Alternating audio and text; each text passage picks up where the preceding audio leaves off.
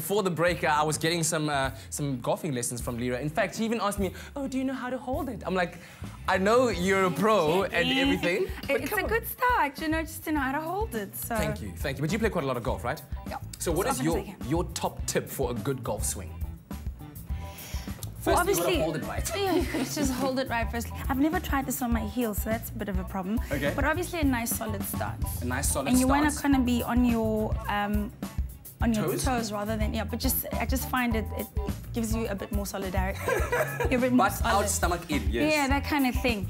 But most importantly, obviously this, I find for me, okay, you relax your elbows a little.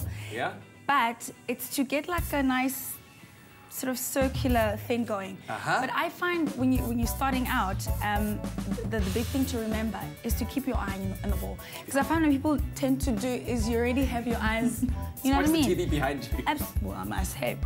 But you know, you keep it head down. Head down, but always keep your head down. I find if you keep your head down, the ball is very likely to go more or less where you want it to go, especially when you're a startup player. Well, I'll incorporate that today because I'm playing at the Vital Spring Day Classic. I'm going to need those skills. But last week, I had the chance to play at one of the top golf courses throughout the whole country, the Pezula Lodge. Have you played there before? I have. In Knysna. Yeah. It was part of this whole South African tourism thing. We're looking for all the hidden gems, and this is a hidden gem among them all. Take a look at my golfing experience. Amazing. You like it?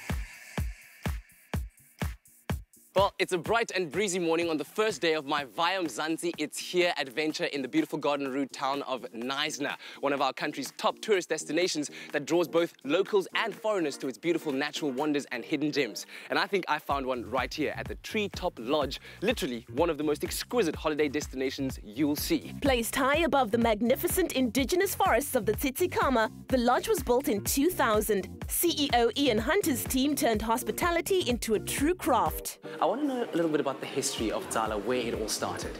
Tsala has been a work in progress for many, many years. I think a childhood dream of so many people is to live in a tree house. And so we've taken that concept and let's do really opulent, amazing tree houses with swimming pools that are up in the canopy so that people come and say, wow, I really didn't expect this. Walking amongst the Outeniqua Yellowwood, Mountain Waxberry, Cape White Beach and Ironwood, to name but a few, gives a unique perspective on the world, says manager Julie Smith. And what kind of regular visitors do you have coming in? Tsala is a very romantic destination, so we have a lot of honeymoon couples that do come. Some foreign guests that do come along as well and experience, you know, what we have to do in the garden route. Very much a special occasion destination place. Can be as busy or as quiet, you know, as you need to be. I think a lot of people come here just to connect, if not with themselves, at least, you know, with their partner or, you know, whoever they bring with them, which is really for us very special. We get to know them very well and a huge amount of return guests from our side. The 6 villas and 10 suites all offer great privacy. Each suite has its own infinity pool, seemingly suspended by the very air itself. So by now, I'm sure you recognize this typical scene in our Via Mzansi adventure. Presenter arrives on location, luxurious accommodation, tired from the long day's travel, flops onto the bed to rest. Oh. But wait, how could you want to sleep when you have a view like this? And when you get hungry, simply follow treetop forest paths to the heart of the lodge, the domain of head chef Antoinette Meyer. On some of our adventures, we've had the chance to taste local delicacies like babani worms. How do you at Tsala make sure that you incorporate that local flavor? So we have our separate restaurant, which is Zinzi, and in Tsala, yeah, we do breakfast and a light lunch. Zinzi, of course, it's mostly African. We try to incorporate as much of the African flavors as we can. We make sure that we use African spices, and we know our South Africans like their slow roasted meat, so we make sure that it's spot on, soft and full of flavor. And if you're a keen golfer finding yourself in Knysna, there's another gem that should be top of your itinerary.